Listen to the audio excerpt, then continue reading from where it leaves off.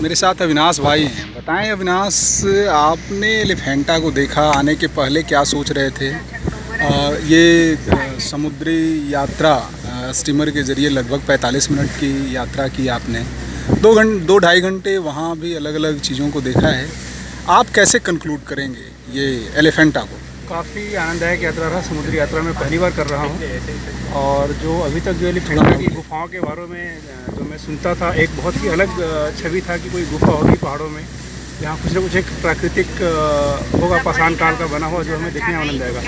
लेकिन जब यहाँ पहुँचा तो यहाँ देखने के बाद कुछ अलग ही आनंद आया कि ये जो जिस तरीके से इसको एलिफेंटा की गुफाओं को प्रमोट कर रहे हैं, उससे बेहतर अगर इसे हम एक भगवान शिव के एक धार्मिक स्थल के रूप में प्रमोट करते तो शायद जो आज हम देख करके आए उससे बहुत बेहतर होता है ये।